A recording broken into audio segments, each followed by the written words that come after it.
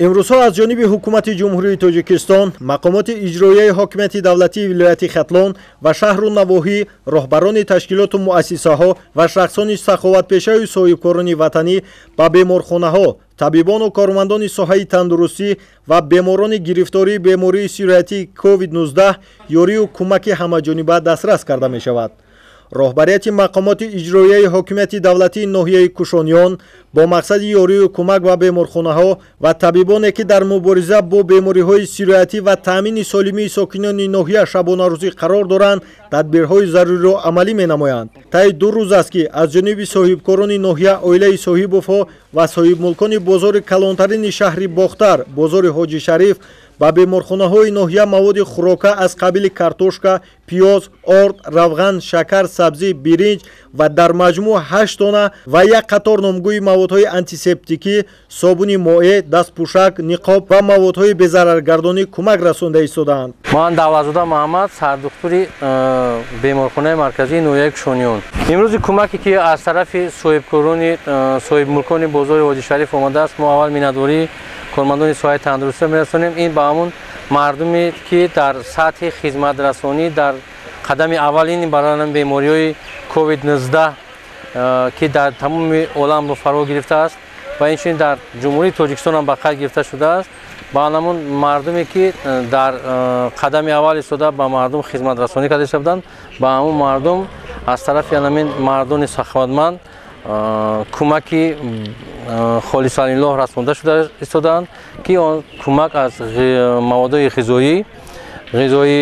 تامین می‌باشد و ما باز یک برگه باشد برای این مردان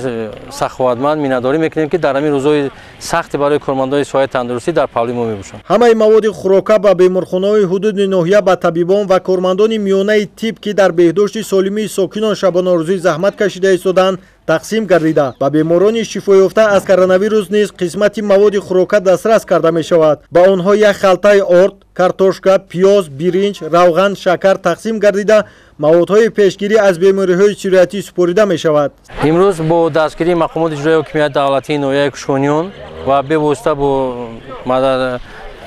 دستگیری رئیس ناحیه محترم ولیزاده اکرام‌الدین سراج‌الدین، ما تمام آن سر و لباسایی که هستند با زینه به زینه تامین کرده ایستادیم و امروز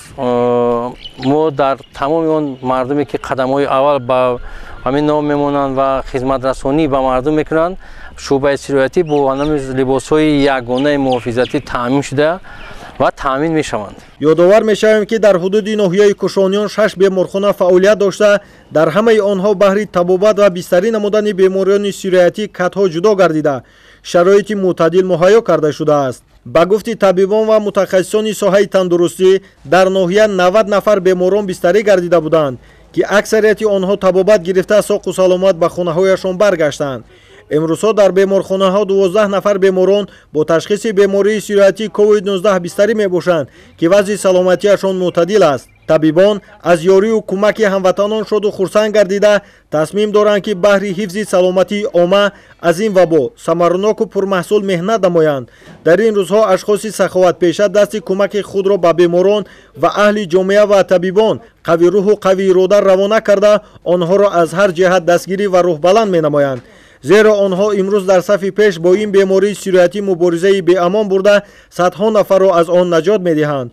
ما باید اهل جامعه گفته‌های آنها توصیه‌های طبیبان خود را سرمشق کار خود کرده خود را از این بیماری امین نگاه داریم و به این وسیله کمک اولین خود را به آنها رسانیم. دلیر شریفوف، محمد جان حیتوف از ناحیه کوشانیان برای برنامه اخبار.